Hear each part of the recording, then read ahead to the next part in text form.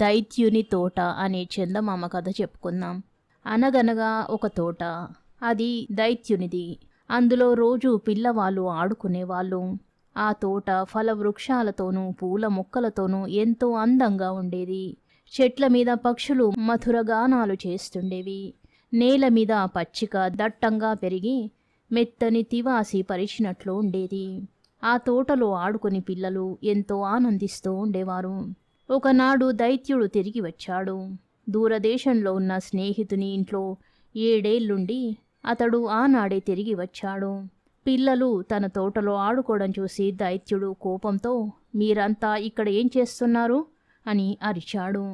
పిల్లలు భయపడి పారిపోయారు. ఇతరులు తన తోటలోకి రాకుండా చేయాలని దైత్యుడు నిశ్చయించుకున్నాడు. తోట చుట్టూ ఎత్తైన గోడ ఒకటి కట్టించాడు. ఇతరులు లోనికి రాకూడదు అని గుమ్మానికి ఒక బల్ల కూడా కట్టాడు. పిల్లలు ఆడుకునేందుకు చోటు లేదు. రోడ్డు మీద దుమ్ము రాళ్ళు ఉండేవి. పూర్వం తాము హాయిగా ఆడుకునే తోటను తలుచుకొని పిల్లలు ఎంతో విచారపడేవాళ్ళు. వసంత ఋతువు వచ్చింది. దేశమంతటా రకరకాల చెట్లు పువ్వులు పూసాయి.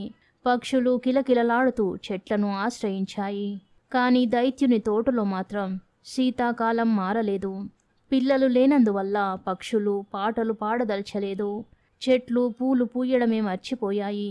ఒకసారి ఒక చిన్న గడ్డి పువ్వు తొంగి చూసింది గాని ఇతరులు లోనికి రాకూడదు అనే బల్ల చూసి వెంటనే ముడుచుకొని పోయింది. మంచుకు చలికి వాటికి ఎంతో సంతోషంగా ఉంది.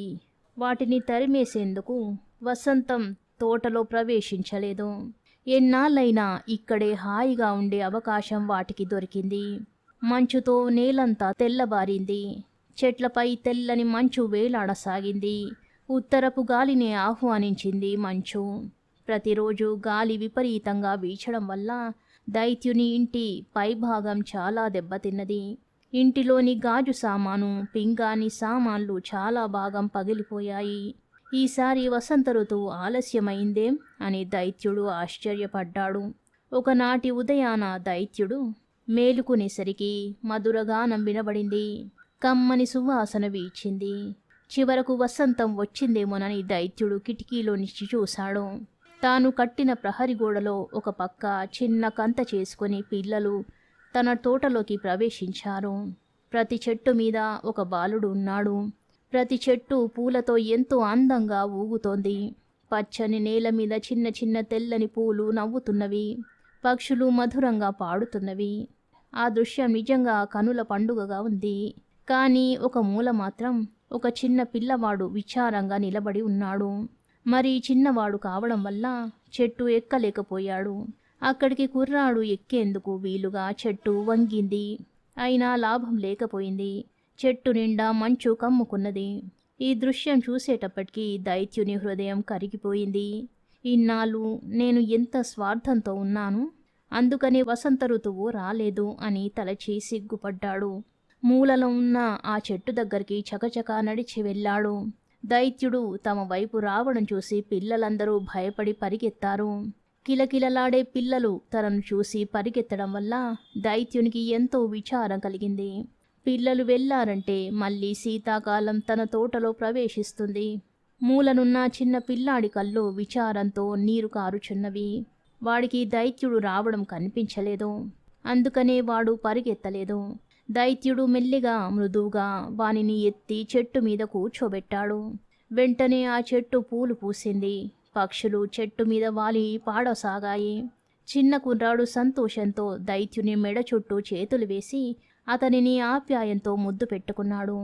మిగతా పిల్లలు ఈ దృశ్యం చూసి దైత్యుడు మంచివాడేనని గ్రహించి తోటలోకి వచ్చి ఆటలాడుకోసాగారు. ఈ తోట మీదే అన్నాడు దైత్యుడు. చుట్టూ ఉన్న ప్రహరి గోడ పడగొట్టేశాడు. అప్పటి నుంచి రోజు అందమైన ఆ పిల్లలతో ఆటలు ఆడుకోసాగాడు. సాయంత్రం ఇంటికి వెళ్ళేటప్పుడు పిల్లలు దైత్యుడి దగ్గరకు వెళ్ళేవాళ్ళు. ఒకరోజు ఆ రోజున నేను చెట్టు మీద కూర్చోబెట్టిన చిన్న పిల్లవాడు ఎక్కడా అని దైత్యుడు వాళ్ళను అడిగాడు. మాకు తెలియదు, అంతకుముందు వాణ్ణి మేమెక్కడా చూడలేదు అని పిల్లవాళ్ళు చెప్పారు.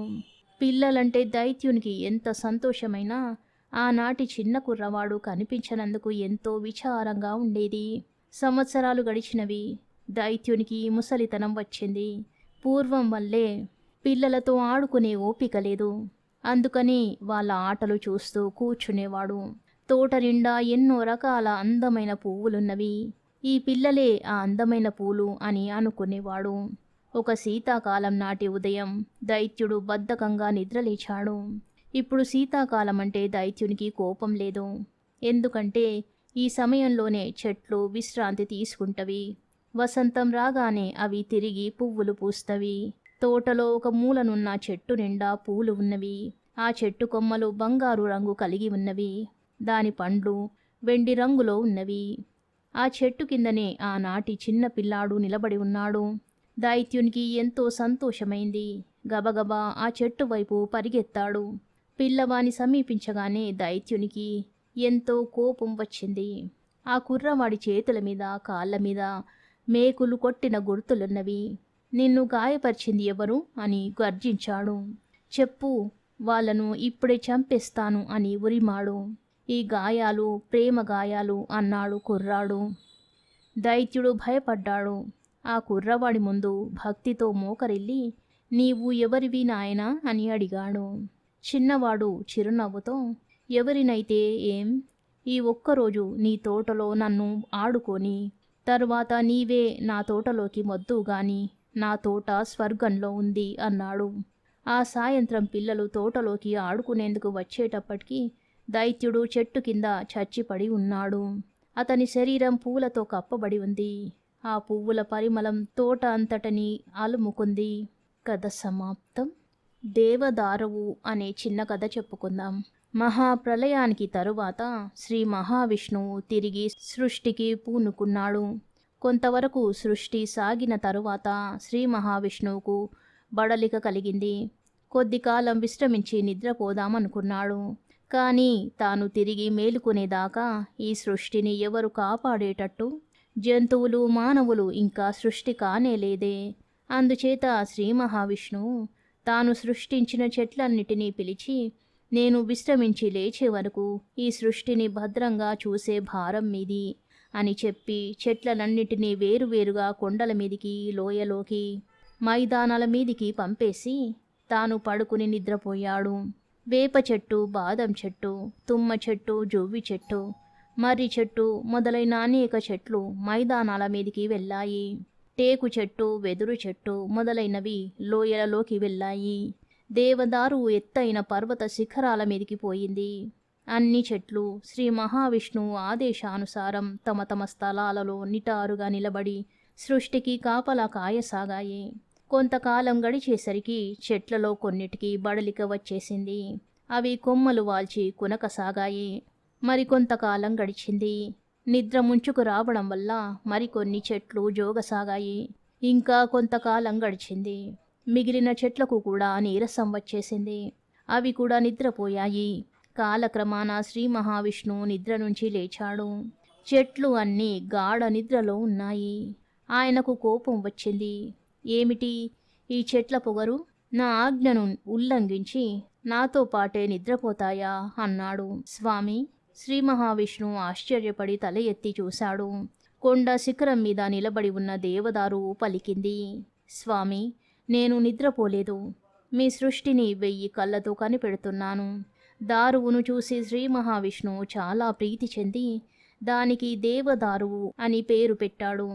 అన్ని ఋతువులలోనూ అది పచ్చగా ఉండేటట్టు కూడా దానికి వరం అనుగ్రహించాడు. కథ సమాప్తం. శుభం.